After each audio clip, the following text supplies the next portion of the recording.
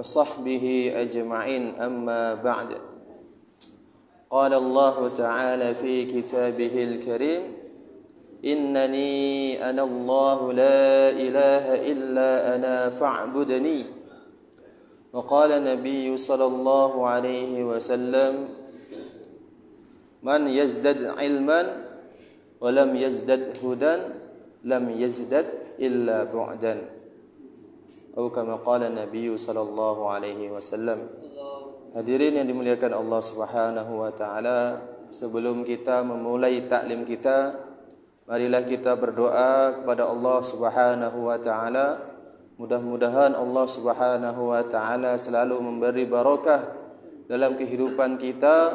Allah Subhanahu wa taala memudahkan semua urusan kita, baik urusan di dunia maupun urusan di akhirat. Urusan yang berkaitan dengan Allah maupun urusan yang berkaitan dengan hamba-Nya Allah Subhanahu wa taala. Bismillahirrahmanirrahim.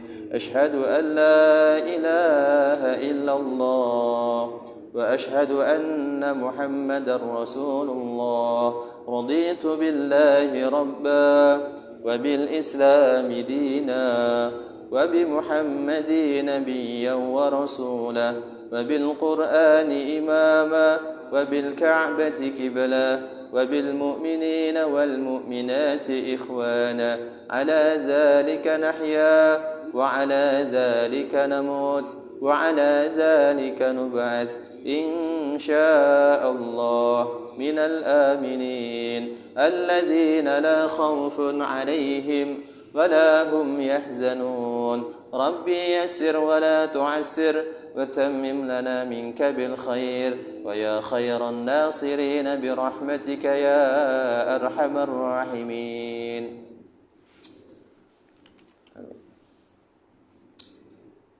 Sebelum kita lanjut Pak, kita nazuman dulu. Bismillahirrahmanirrahim.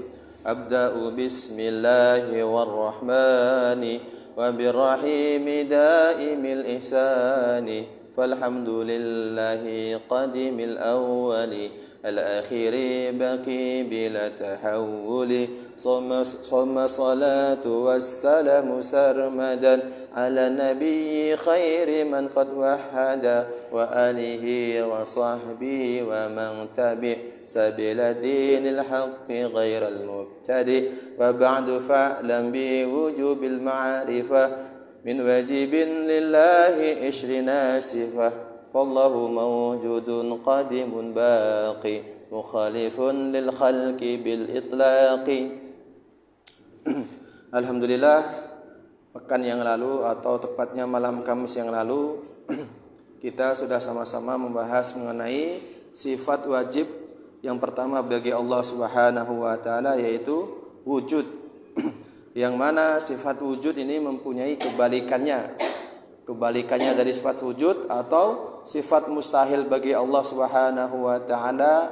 Kebalikan dari wujud adalah adam atau tidak ada. Mustahil Allah Subhanahu wa taala tidak ada. Kalau Allah Subhanahu wa taala tidak ada, maka alam semesta pun tidak ada.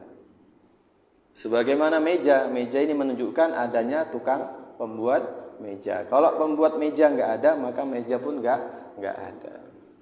Insyaallah kita lanjutkan sifat wajib bagi Allah Subhanahu wa taala. Yang kedua adalah qidam ataupun qadim juga bisa. Artinya adalah dahulu. Qidam ataupun qadim artinya adalah dahulu. Sebagai pencipta, pasti Allah Subhanahu wa taala lebih dahulu sebelum adanya makhluk. Allah Subhanahu wa taala pasti dahulu sebelum adanya makhluk. Dan dahulunya Allah Subhanahu wa taala tidak ada permulaan. Allah Subhanahu wa taala dahulu. Tapi dahulunya Allah Subhanahu wa taala tidak ada atau tanpa adanya permulaan. Tidak seperti kita, Pak. Kita sekarang ada. Tapi kita ini dimulai dari tidak ada. Dan keadaannya kita ini diawali dengan ada awalannya. Berbeda dengan Allah Subhanahu wa taala. Karena Allah itu dahulu, tetapi dahulunya Allah Subhanahu wa taala tanpa ada permulaan. Sebagaimana sabdanya Rasulullah sallallahu alaihi wasallam, "Kana Allah wa lam yakun syai'un ghairuh." Allah Subhanahu wa taala itu ada sebelum adanya segala sesuatu. Allah Subhanahu wa taala ada sebelum adanya segala sesuatu. Maka seandainya Tuhan ini lebih belakangan daripada makhluknya, maka itu bukan Tuhan. Ya Pak ya. Masa Tuhannya akhiran, makhluknya dulu. Itu enggak mungkin. Itu perkara yang enggak mungkin. Maka kebalikan dari sifat qidam yaitu hadis itu mustahil bagi Allah Subhanahu wa taala. Hadis itu artinya baru, mustahil Allah Subhanahu wa taala itu baru. Kalau Allah Subhanahu wa taala baru, berarti Allah Subhanahu wa taala lemah. Kalau Allah Subhanahu wa taala lemah, maka Allah Subhanahu wa taala enggak layak sebagai Tuhan. Maka karena Allah Subhanahu wa taala itu sebagai Tuhan, maka Allah Subhanahu wa taala wujudnya itu qadim ataupun dahulu. Yang mana dahulunya tidak diawali dengan permulaan. Sebagaimana dalam firman-Nya Allah Subhanahu wa taala dalam surat Al-Hadid, wal awwalu wal akhiru wal zahiru wal batin wa huwa bikulli syai'in alim. Allah Subhanahu wa taala itu yang awal, tapi awalnya Allah Subhanahu wa taala tanpa didahului oleh permulaan. Kemudian Allah Subhanahu wa taala yang akhir. Maksudnya akhirnya itu apa? Allah Subhanahu wa taala yang akhir tanpa ada akhiran. Kalau kita ini ada awal, ada akhir, ada permulaan hidup, kemudian akhirnya mati. Kalau Allah enggak, Allah tanpa awal dan tanpa akhir. Kemudian Allah Subhanahu wa taala yang zahir dan batin, dan Allah Subhanahu wa taala Maha mengetahui terhadap segala sesuatu. Insyaallah Pak ya. Kemudian sifat yang wajib bagi Allah Subhanahu wa taala yang ketiga adalah baqa. Baqa ini maknanya adalah kekal. Baqa maknanya adalah kekal. Maksudnya Allah Subhanahu wa taala senantiasa ada. Allah Subhanahu wa taala tidak akan mengalami yang namanya binasa, atau Allah Subhanahu wa taala tidak akan mengalami yang namanya rusak. Wujudnya Allah Subhanahu wa taala tidak ada akhirnya. Berbeda dengan kita Pak, manusia Pak. Kita ini suatu saat pasti akan mengalami yang namanya kehancuran. Kalau Allah Subhanahu wa taala itu enggak. Allah Subhanahu wa taala tetap kekal, tidak pernah berubah dan tidak akan rusak. Sebagaimana disebutkan dalam surat Ar-Rahman, kullu man 'alaiha fan wa yabqa wajhu rabbika dzul jalali wal ikram. Kullu man 'alaiha fan, setiap sesuatu itu pasti akan rusak. Wa yabqa wajhu rabbika dzul jalali wal ikram. Yang tetap tidak akan pernah rusak, tidak akan pernah sirna adalah zatnya Allah Subhanahu wa taala.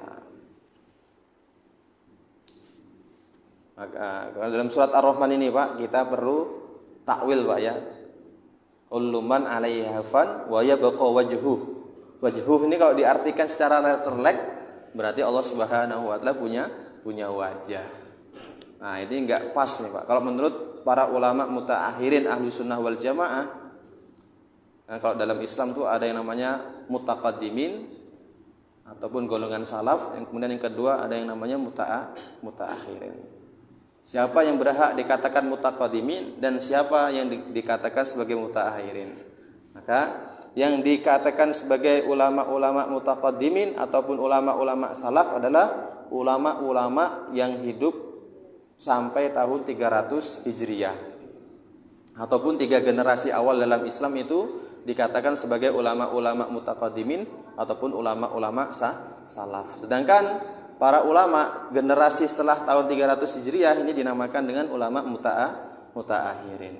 Kalau ulama generasi salaf, ketika mereka menemukan ayat-ayat Al-Quran yang sepertinya kok ada tasbih atau sepertinya ada penyerupaan Allah dengan makhluknya, maka mereka enggak berani untuk mengartikan, mereka menyerahkan artinya atau maksudnya kepada Allah Subhanahu wa taala. Seperti yadullah fauqa aydihim. Maka ulama-ulama salaf mereka enggak berani mengartikan.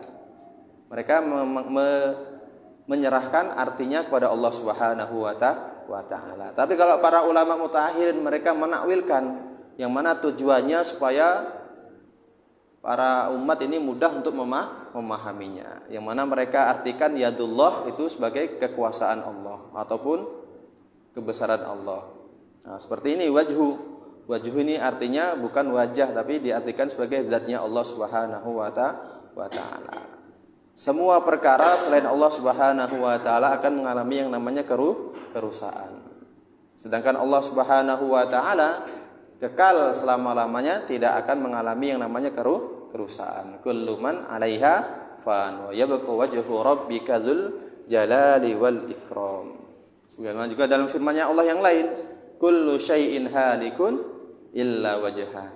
Setiap sesuatu pasti akan yang merasakan yang namanya hancur, halik, hancur, illa wajha, kecuali zatnya Allah Subhanahu wa taala. Maka kalau Allah Subhanahu wa taala sampai berubah atau dalam artian Allah Subhanahu wa taala itu bisa rusak, maka Allah Subhanahu wa taala enggak layak menjadi Tuhan.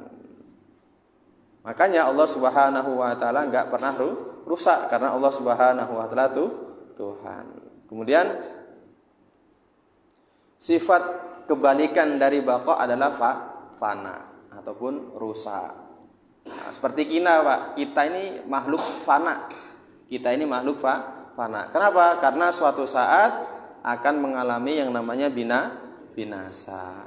Mau enggak mau, suka enggak suka, cemberut atau dalam keadaan tersenyum, kita pasti akan merasakan yang namanya binasa. Dalam keadaan taat ataupun dalam keadaan maksiat, suatu saat kita akan mengalami yang namanya binasa. Mau nggak mau, suka ataupun nggak suka, kita akan berubah, Pak. Dari ganteng, kemudian berubah menjadi keriput. Masya Allah. Yang pada mulanya gagah perkasa, putih, ganteng, kemudian berubah menjadi peot, jelek. Nah, itulah kita, Pak. Masya Allah. Maka kita ini nggak layak mengaku sebagai itu Tuhan. Maka Fir'aun itu termasuk makhluk yang paling, Masya Allah juga, makhluk yang sangat sombong. Maka ada syair tuh, Pak.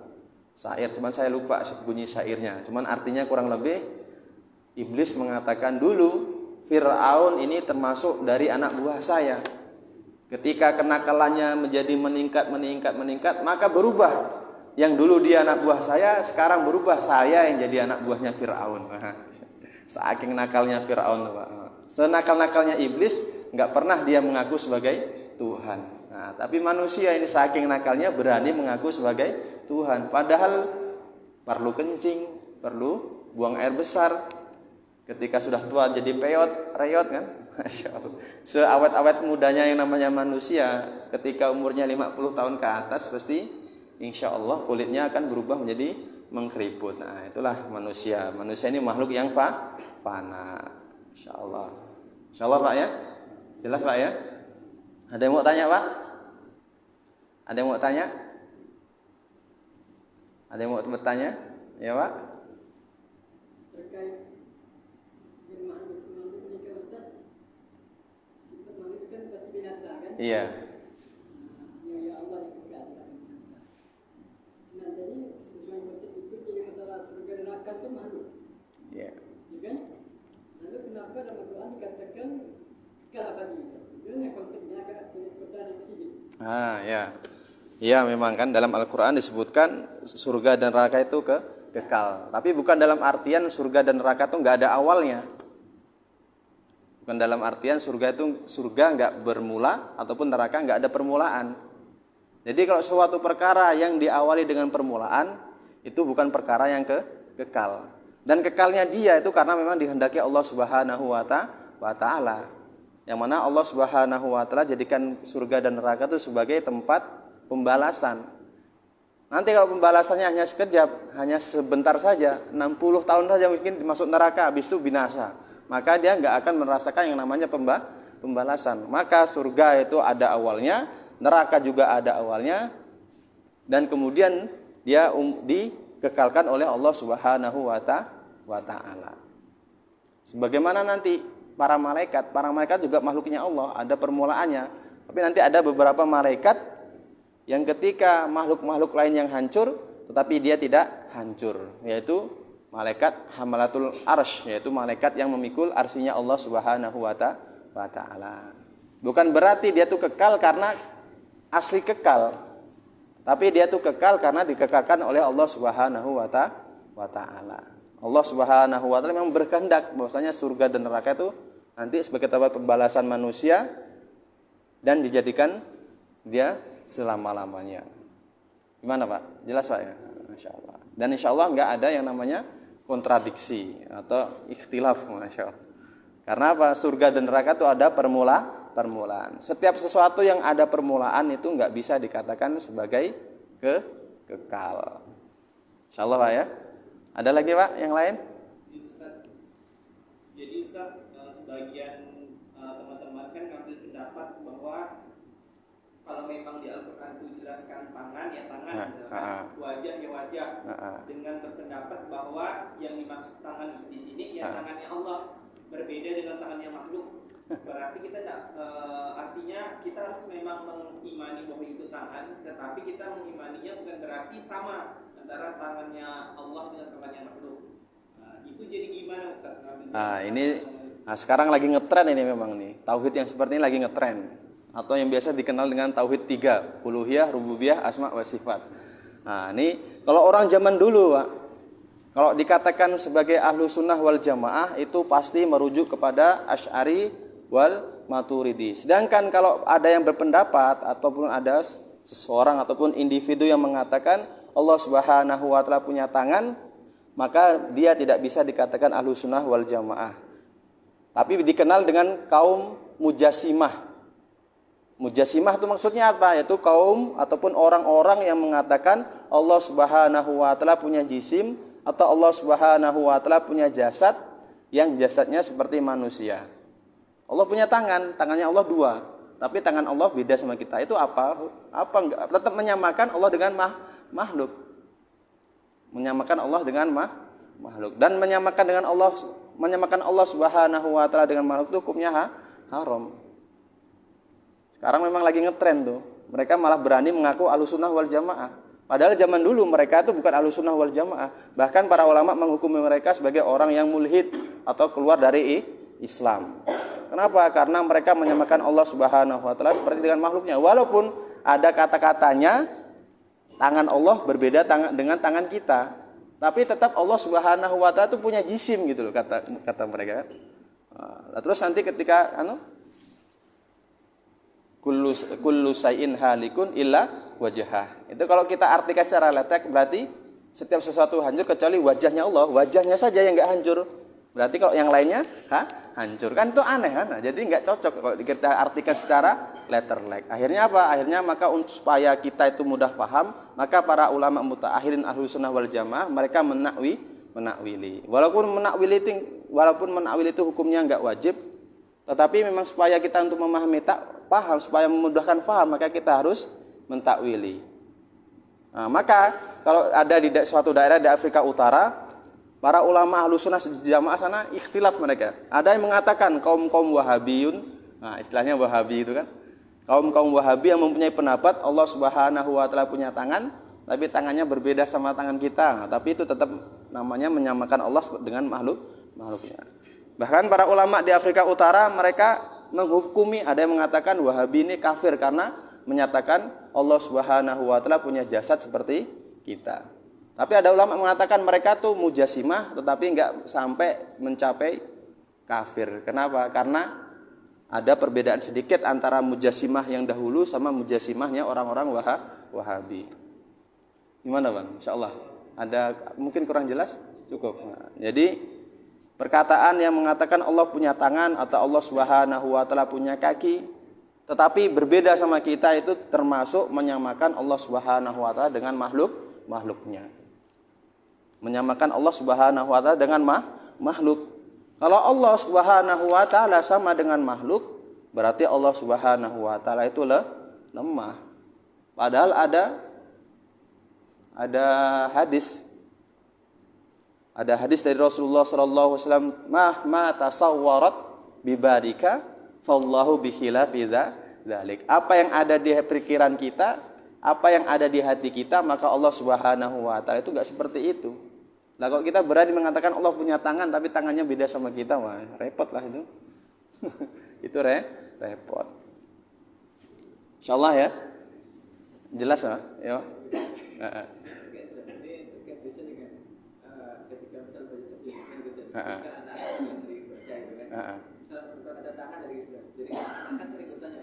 Jadi Allah itu punya tangan ya, kayak gimana sih tangan Allah ya? Cuma apa ya? Bagaimana cara menjelaskannya gitu kan? Yang kedua, saya sering kurang paham gitu. Misalnya menyebut nama Ali kan, Ali radhiyallahu anhu, Allahu wajah. Yang pertama kan tadi ada biasa anak-anak membaca terjemahan. Nah, sekarang kita harus hati-hati nih, Mas. Sekarang ini terjemahan Al-Qur'an ini kita ikut terjemahan Departemen Agama. Kalau terjemahan ikut Departemen Agama RI itu mereka ikut pendapatnya ulama mutaakhirin. Yang kalau ada kata-kata yang sepertinya menyamakan Allah dengan makhluknya itu mereka takwili sesuai takwil Ahlus Sunnah wal Jamaah. Nah, mungkin terus tetapi ada juga Al-Qur'an yang dicetak yang memakai terjemahan sendiri. Yang mana itu sepertinya mereka atau yang menerjemahkan itu mungkin ikut pendapat-pendapat orang yang seperti itu. Allah punya tangan tapi tangannya berbeda sama tangan kita. Mungkin ada yang tukang nerjemahkan tuh ikut aliran itu, akhirnya dia diterjemahkanlah secara letterlek. Jadi kalau kita mau membeli Al-Qur'an tuh seharusnya kita waspada. Kita ikut atau kita membeli Al-Qur'an yang ada terjemahannya dan terjemahannya ikut Departemen Agama. Itu insyaallah lebih selamat. Karena apa? Karena orang-orang Departemen Agama itu insya Allah di dalam akidah mereka masih berakidah Ahlu Asy'ariyah wal Maturidiyah. Nah, kemudian yang kedua, Sayyidina Ali terkadangan dipanggil dengan radhiyallahu anhu, terkadangan dengan karomallahu wajha. Itu enggak masalah itu. Mana yang mau kita pakai enggak masalah. Kenapa? Karena radhiyallahu anhu memang sudah penghormatan Allah Subhanahu wa taala yang diberikan kepada para sahabat radhiyallahu anhum wa radu an. Nah, itu memang sudah suatu perkara yang layak untuk sahabat. Kemudian kenapa Sayyidina Ali digelari juga dengan karomallahu wajha? Ada dua riwayat yang mengatakan karena beliau riwayat yang pertama karena beliau tidak pernah menggunakan wajahnya untuk sujud kepada berhala, maka Allah Subhanahu wa taala muliakan beliau sehingga beliau diberi gelar karomallahu wajah. Kemudian riwayat yang kedua, kenapa Allah beri gelar beliau seperti itu atau Rasulullah memberi gelar beliau seperti itu? Riwayat yang kedua mengatakan beliau tidak pernah melihat kemaluannya. Dari kecil sampai beliau meninggal dunia tidak pernah melihat kemaluan beliau, apalagi kemaluan orang lain, Pak ya. Atau kemaluan istri, enggak pernah beliau melihatnya. Karena beliau enggak pernah melihat kemaluannya ataupun kemaluan orang lain, maka Allah Subhanahu wa taala beri gelar beliau karomallahu wajha. Tapi kalau kita mau pakai terserah, kita pakai terserah. Memakai yang radhiyallahu anhu juga itu memang hak beliau. Mau memakai karomallahu wajhah itu juga hak beliau, enggak masalah. Enggak ada pertentangan ataupun enggak perlu diperselisihkan. Ada yang lain, Pak? Iya.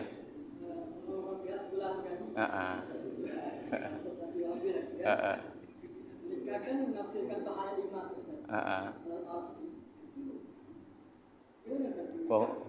Istawa al-arsy, Masya Allah. Kalau memang kita ikut letterlek, sepertinya Allah Subhanahu wa ta'ala itu bersemayam. Bahkan pimpinan mereka itu, tapi beliau ketika mau meninggal dunia sudah taubat dari pemahaman Mujassimah, yaitu Syekh Ibnu Taimiyah. Beliau pernah mengatakan Allah Subhanahu wa taala bersemayam di atas arsy seperti semayamnya saya atau seperti duduknya saya di atas mimbar ini. Nah, itu pernah Syekh Ibnu Taimiyah pernah berkata seperti itu. Tapi ketika beliau mau meninggal dunia, beliau tobat dari pemahaman Mujassimah. Jadi kalau menurut ulama Ahlus Sunnah wal Jamaah, istawa al-arsy itu maksudnya adalah kekuasaan Allah Subhanahu wa taala di atas segala sesuatu. Jadi istawa al-ars itu diartikan sebagai kekuasaan Allah Subhanahu wa Ta'ala. Itu kalau menurut pendapatnya ulama mutaakhirin atau ulama-ulama akhir. Tapi kalau menurut pendapat ulama salaf, mereka nggak berani komentar, mereka menyerahkan maksudnya pada Allah Subhanahu wa Ta'ala. Kenapa? Karena kalau kita mengatakan Allah Subhanahu wa Ta'ala bersemayam di atas arsy, berarti Allah Subhanahu wa Ta'ala itu lemah. Kenapa? Karena Allah Subhanahu wa Ta'ala butuh dengan tempat duduk, ya kan? Kalau Allah Subhanahu wa Ta'ala butuh dengan tempat duduk, berarti Allah lemah. Kalau Allah lemah, maka Allah Subhanahu wa Ta'ala enggak layak sebagai Tuhan. Padahal Sayyidina Ali pernah mengatakan, man ayyana aina la yuqalu aina. Zat yang menentukan letaknya sesuatu itu di mana, tidak boleh ditanya di mana. Allah Subhanahu wa Ta'ala itu enggak ada di langit, dan Allah Subhanahu wa Ta'ala itu enggak bersemayam di atas arsy. Allah Subhanahu wa Ta'ala itu enggak butuh dengan ruang. Allah Subhanahu wa Ta'ala enggak butuh dengan tempat. Kalau Allah Subhanahu wa Ta'ala butuh dengan tempat, berarti Allah itu lemah. Padahal Allah Subhanahu wa Ta'ala itu ada sebelum adanya tempat. Seperti mana hadisnya Imam Bukhari tadi yang saya baca, kanallah wa lam yakun syai'un ghairu. Allah itu sudah ada ketika belum ada segala sesuatu. Kalau ketika arsy belum ada, arsy kan makhluknya Allah, diciptakan oleh Allah. Lah ketika arsy belum ada, berarti Allah duduk di mana ya? Kan aneh kan? Ketika arsy belum ada, Allah enggak butuh tempat. Ketika arsy sudah diciptakan Allah Subhanahu wa Ta'ala, Allah juga tetap enggak butuh yang namanya arsy. Jadi kalau kita mau ikut pendapatnya ulama mutaakhirin, maka istawa alal arsy itu diartikan kekuasaan Allah. Itu lebih memudahkan untuk kita memahaminya. Insyaallah Pak ya. Cukup Pak ya? Kita lanjutkan atau mau bertanya lagi Pak? Kemudian tadi sifat yang ketiga baqo, lawannya adalah fana, binasa. Bahkan kalau ada orang yang punya ilmu rawa rontek pun pasti mati. Katakan ada orang yang punya ilmu rawa rontek enggak mati. Mati juga dia. Mati juga. Kalau Allah takdirkan dia mati, tetap mati. Masya Allah. Bahkan Nabi Musa itu, Masya Allah. Nabi Musa itu gagah perkasa yang beliau itu, Masya Allah. Suatu ketika malaikat Israel datang pada beliau, mau mencabut nyawanya. Bukan malah malaikat Israel ditinju sama beliau. Masya Allah. Saking gagahnya beliau itu, malaikat Israel ya langsung lari ditinju. Masya Allah. Malaikat Israel langsung laporan kepada Allah, ya Allah, Engkau mengutus saya kepada kepada manusia yang enggak mau mati. Akhirnya apa? Akhirnya Nabi Musa disuruh menutupkan telapak tangan beliau di sapi, ya. Bulu-bulu sapi yang tertutup dengan telapak tangan beliau, maka itulah ditambah umur beliau, insyaallah. Tapi ada juga loh orang-orang kurang ajar yang mengatakan Nabi Musa takut dengan ular itu. Nah, itu pemahaman yang kurang ajar, itu mau dibuang tuh, Masya Allah. Nah, Insya Allah Pak ya, kalau larinya ke Nabi Musa. Kemudian sifat yang keempat adalah mukhalafatu lil hawadits, atau Allah Subhanahu wa Ta'ala berbeda dengan makhluknya. Ini seperti pertanyaan beliau atau seperti pertanyaan Bapak itu. Enggak mungkin Allah Subhanahu wa Ta'ala sama dengan makhluknya. Enggak mungkin Allah Subhanahu wa Ta'ala punya tangan. Enggak mungkin Allah Subhanahu wa Ta'ala punya kaki. Bahkan saking kurang ajarnya kaum Mujassimah, ada yang mengatakan Allah itu kelaminnya laki-laki. Jadi apa bedanya sama orang-orang Quraisy? Apa bedanya sama orang-orang Quraisy? Masya Allah. Perkataannya mengandung kejahilan. Akhirnya para ulama dahulu mengatakan kaum Mujassimah itu hukumnya mulhid ataupun keluar dari Islam. Masya Allah. Tapi sekarang ini mereka lagi ngetren Pak ya di Indonesia nih. Dan targetnya mereka adalah anak-anak muda yang memang kosong dari bimbingan agama. Orang-orang yang mau mencari jati diri ketika mendapatkan tetapi salah. Dan mereka merasa itu paling benar. Ya seperti itulah. Merasa paling benar. Kita ini boleh Pak merasa benar, tapi enggak boleh merasa paling benar. Karena yang maha benar itu hanya Allah. Enggak boleh kita merasa paling benar. Tapi kalau merasa benar harus. Tapi kalau merasa paling benar itu enggak Nggak boleh. Karena ini sama-sama istihadiyat. Istihad itu bisa jadi salah, bisa jadi benar. Tetapi Rasulullah Shallallahu Alaihi Wasallam telah memberi apa namanya? Memberi restu lah. Istihad walaupun salah itu tetap mendapatkan pahala. Malah bukan mendapat dosa tapi mendapat pahala. Idza tahadal hakim fa asaba falahu ajron. Apabila seorang hakim beristihad dan istihadnya benar, maka dia mendapatkan 2 pahala. Tetapi sebaliknya, apabila istihadnya salah, maka dia akan tetap mendapatkan pahala, tapi pahalanya 1. Sama-sama istihad loh, mereka juga istihad, kita istihad. Kok bisa mereka merasa paling benar istihadnya? Kan enggak fair lah namanya itu. Masya Allah, enggak fair. Sifat yang keempat, mukhalafatul lil hawadis. Allah Subhanahu wa taala berbeda dengan makhluknya. Allah Subhanahu wa taala pasti berbeda dengan makhluknya. Masya Allah. Dan berbedanya Allah Subhanahu wa taala dalam segala hal, sebagaimana firman-Nya Allah Subhanahu wa taala, laisa kamitslihi syai' wa huwas sami'um basir. Allah Subhanahu wa taala tidak sama dengan sesuatu apapun. Wa huwas sami'um basir. Allah Subhanahu wa taala Maha mendengar dan Maha melihat. Maka apa yang terlintas di pikiran kita, mahma tasawwarat bibalika fallahu bikhilafi dzalik. Apa yang terlintas di dalam pikiran kita, apa yang terlintas di benak kita, apa yang terlintas di hati kita, maka Allah Subhanahu wa taala tidak seperti itu. Karena itu orang Islam itu enggak boleh memikirkan zatnya Allah Subhanahu wa taala, Pak. Kita enggak boleh memikirkan zatnya Allah karena kita enggak mungkin sampai. Kenapa? Karena otak kita ini terbatas. Perkara yang terbatas enggak mungkin kita bisa memikirkan perkara yang tidak terbatas. Tapi yang diperintahkan kita untuk memikirkan ciptaannya Allah. Enggak boleh kita memikirkan zatnya Allah. Nanti kalau kita memikirkan zatnya Allah Subhanahu wa taala, maka ujung-ujungnya kita bisa menjadi ateis, enggak percaya sama Tuhan. Oh, gimana Tuhan kok enggak ada yang gimana ya? Tuhan enggak ada awalnya, ini gimana ini? Kalau kita mikirkan itu tuh, Masya Allah, dalam malam kita jadi ateis nanti, bisa jadi kafir. Nggak kuat Pak kalau kita mikirkan zatnya Allah tuh. Gimana? Kok nggak ada permulaan gimana? Kalau nggak ada akhir tuh gimana? Masya Allah. Itu perkara yang memang kita nggak mampu. Maka Sayyidina Abu Bakar beliau mengatakan, al-ajazu an darkil idrok.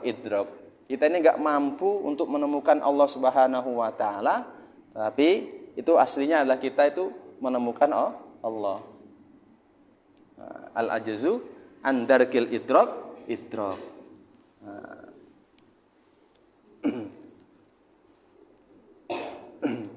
Ketidakmampuan untuk menemukan atau untuk memikirkan zatnya Allah Subhanahu wa taala, maka kita sudah mendapatkan Allah. Maka kita jangan sampai memikirkan zatnya Allah Subhanahu wa taala, tapi kita pikirkan, yang kita pikirkan adalah ciptaannya Allah. Kita lihat bintang kalau malam hari itu, Masya Allah, kelap-kelip tuh. Itu pakai pakai bahan bakar apa itu kok sinarnya nggak pernah padam itu. Udah berapa juta tahun dari Nabi Adam sampai kita itu sinarnya tetap ada itu. Bahan bakarnya apa itu, Masya Allah. Matahari juga nggak pernah padam itu. Masya Allah, la ilaha illallah. Kalau kita dipikirkan ciptaannya Allah, maka kita akan mendapatkan Allah. Bahkan Nabi Ibrahim pun diceritakan dalam Al-Quran, beliau itu nggak memikirkan zatnya Allah. Yang beliau pikirkan adalah ciptaannya Allah, yaitu matahari, bulan. Akhirnya beliau apa? Idrak, yaitu mendapatkan Allah. Allah beri hidayah beliau. Allah beri wahyu pada beliau. Jadi kita ini nggak perlu Pak memikirkan tinggi-tinggi zatnya Allah Subhanahu wa taala itu. Karena kita nggak mungkin akan mampu. Karena otak kita ini terbatas, Pak.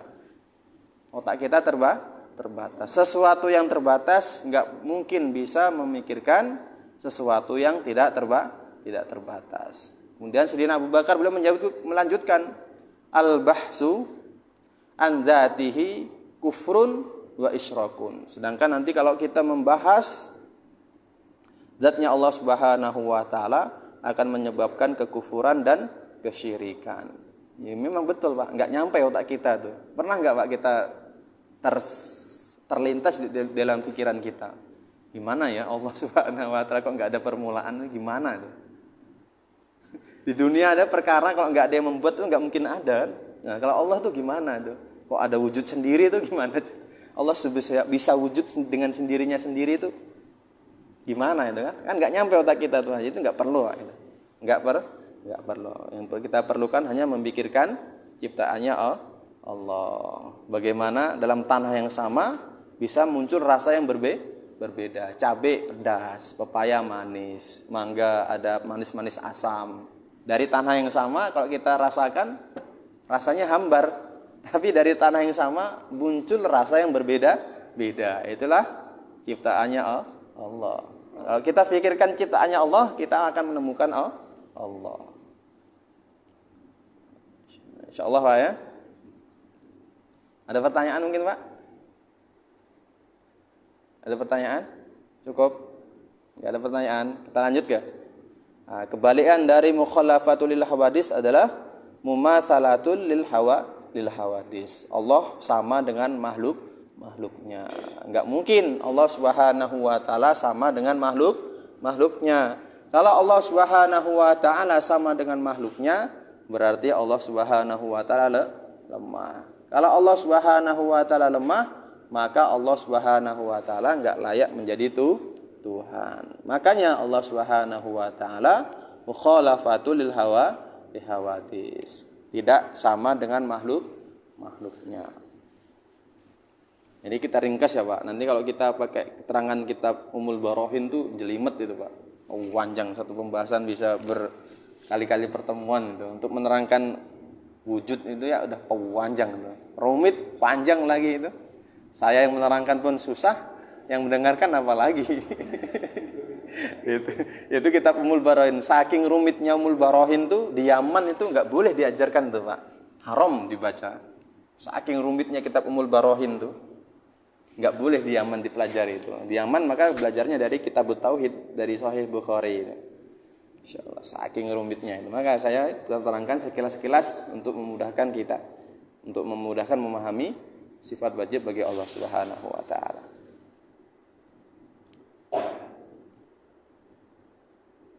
Kemudian sifat wajib yang kelima bagi Allah Subhanahu wa taala adalah qiyamuhu bi nafsihi. Allah Subhanahu wa taala berdiri sendiri. Berbeda dengan makhluknya, Pak. Kalau yang namanya makhluk pasti butuh dengan individu yang lain. Seperti kita, Pak, enggak jauh-jauh kita ini butuh dengan istri kita. Kadang-kadang kita mau membuat kopi ya butuh dengan pertolongan istri. Dek, buatkan kopi, Dek. Masyaallah.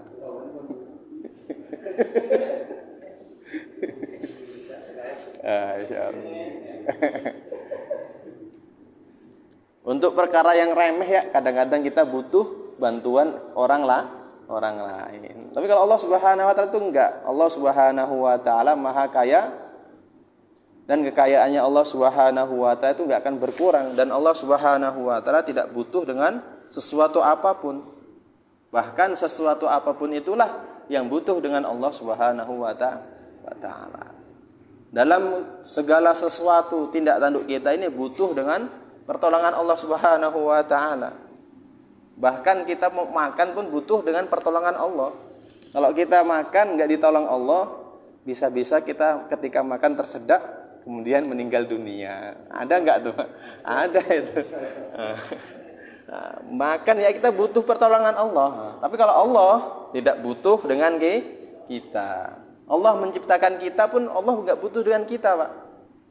Kita beribadah kepada Allah Subhanahu wa taala pun itu bukan menambahi kemuliaan Allah Subhanahu wa taala. Saya ulangi lagi, Allah Subhanahu wa taala itu enggak butuh sama kita. Kita salat, kita zakat, itu enggak menambahi keagungan Allah Subhanahu wa taala. Atau seandainya kita enggak mau salat ataupun kita enggak mau menjalankan syariat agama, itu juga enggak mengurangi kekayaan Allah Subhanahu wa taala. Tetapi kalau kita mau mengerjakan perintahnya Allah, kita sendiri yang beruntung, dan kalau kita meninggalkan perintahnya Allah, kita sendiri yang rugi. Tapi keperbuatan kita menjalankan perintahnya Allah Subhanahu wa taala itu tidak menambahi apa-apa sedikit pun kepada Allah Subhanahu wa taala. Kita ibadah, Allah enggak tambah mulia. Kita enggak mau ibadah, Allah pun enggak hina. Kalau kita mau ibadah, kita yang mulia. Kalau kita enggak mau ibadah, kita nanti jadi hina. Jadi ibadah kita itu bukan untuk Allah, tapi ibadah kita hakikatnya untuk diri kita sendiri. Dari kita untuk kita. Begitu juga sedekah, Pak. Dari kita untuk kita. Sebagaimana firman-Nya Allah Subhanahu wa taala, ya ayuhan nas antumul fuqara wallahu huwal ghaniyyul hamid. Wahai manusia, kalian tuh orang miskin, fuqara atau maksudnya butuh sama pertolongan Allah Subhanahu wa taala. Wallahu huwal ghaniyyul hamid. Sedangkan Allah Subhanahu wa taala ghani, maha kaya, hamid, maha terpuji. Masya Allah. Masya Allah. Ibadah kita pun itu enggak dibutuhkan oleh Allah Subhanahu wa ta'ala. Jadi perintah-perintah ataupun taklif-taklif dari Allah Subhanahu wa ta'ala itu fungsinya untuk ujian kita sebagai manusia. Sebagaimana disebutkan dalam surat Tabarok atau surat Al-Mulk. Tabarakalladzi biyadihil mulku wa huwa ala kulli syai'in qadir. Dan seterusnya. Jadi perintah-perintahnya Allah Subhanahu wa taala itu fungsinya sebagai ujian untuk kita, bukan fungsinya untuk kemuliaan Allah. Bukan fungsinya untuk kehinaan Allah, tapi fungsinya adalah ujian sebagai ujian kepada kita. Apakah kita termasuk orang yang mulia ataukah kita termasuk orang yang hina? Kalau kita termasuk orang yang mulia, maka Allah Subhanahu wa taala akan mudahkan kita di dalam ketaatan kepada Allah, sebagaimana sabdanya Nabi, kullun muyassarun lima khuliqalahu. Setiap sesuatu itu akan dimudahkan menuju jalan takdirnya masing-masing. Kalau jalan takdirnya dia ke surga, maka Allah Subhanahu wa taala akan mudahkan dia untuk menjadi orang-orang yang pantas masuk surga, dimudahkan untuk bertemu dengan orang soleh, dimudahkan untuk beribadah, dan dimudahkan untuk perkara-perkara yang lain yang kebaikan. Tetapi kalau memang takdirnya dia ke neraka, maka Allah Subhanahu wa taala akan mudahkan untuk dia berbuat maksiat kepada Allah. Pokoknya perkara-perkara yang menjauhkan kepada Allah, Allah mudahkan. Maka kita perhatikan diri kita masing-masing, Pak. Kalau Allah Subhanahu wa taala mudahkan kita untuk beramal kebaikan, mudah-mudahan Allah Subhanahu wa taala termasuk takdirkan kita sebagai orang yang sukses dengan mendapatkan surganya Allah Subhanahu wa taala dan mendapatkan ridhonya Allah. Kalau kita nih, ya Allah, kenapa saya ini mudah betul maksiat kepada Allah nih. Nah, itu banyak-banyak istighfar, Pak. Jangan-jangan Allah takdirkan kita nih perkara yang buruk. Masya Allah. Dan kalau kita bahagia, kebahagiaan kita itu nggak bisa kita bayangkan di dunia ini, Pak. Nah, kalau kita celaka, siksaannya pun nggak bisa kita bayangkan, Pak. Bayangkan aja siksaan paling ringan pakai sendal tetapi otak mendidih, itu gimana panasnya tuh? Masya Allah, itu siksaan yang paling ringan. Gimana siksaan yang terberat itu? Masya Allah, la haula wala quwata. Maka nanti ketika di neraka, ahli neraka itu badannya akan dibesarkan, bahkan gigi gerahamnya sebesar gunung Uhud. Berarti badannya kayak apa besarnya itu, Pak? Masya Allah. Fungsinya apa? Fungsinya supaya malaikat itu puas menyiksa penduduk neraka. Kalau kecil kayak kita nih, pukul sekali udah mati ya, malaikat nggak puas nyiksanya, Pak. Maka supaya malaikat itu puas nyiksanya, mukulnya itu betul-betul, maka tubuh kita dibesarkan oleh Allah Subhanahu wa taala. Mungkin tuh ketika di dunia tingginya cuma 1,5 meter, nanti ketika di neraka gigi gerahamnya sebesar gunung Uhud. Biar malaikat puas, pang. La haula wala quwwata. Nauzubillah min dzalik. Ada pertanyaan, Pak? Cukup ya kayaknya ya. Kita ada pertanyaan mungkin? Ya.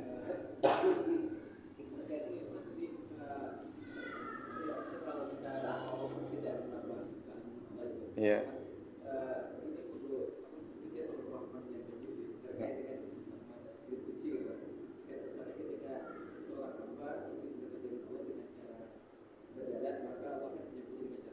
Jadi tidak luar biasa gitu. Sebenarnya itu ada sebenarnya motivasi. Ya sempat apa sebenarnya gitu kan. Jadi Nah, itu maksudnya di situ kan kalau kita mendekati Allah sejengkal, maka Allah Subhanahu wa taala mendekati kita sehasta. Maksudnya itu rahmatnya Allah Subhanahu wa taala itu akan lebih cepat datang kepada kita. Rahmatnya Allah Subhanahu, kalau kita datang kepada Allah dengan berlari, gimana? Lupa saya bunyinya di sini. Pokoknya maksudnya rahmatnya Allah Subhanahu wa taala akan lebih cepat datang kepada kita, lebih cepat daripada ibadah kita kepada Allah. Rahmatnya Allah, ridhonya Allah Subhanahu wa taala akan lebih cepat datangnya kepada kita. Insyaallah ya. Cukup ya. Subhanallah wa bihamdihi, subhanallah wa bihamdika, asyhadu an la ilaha illa anta, astaghfiruka wa atubu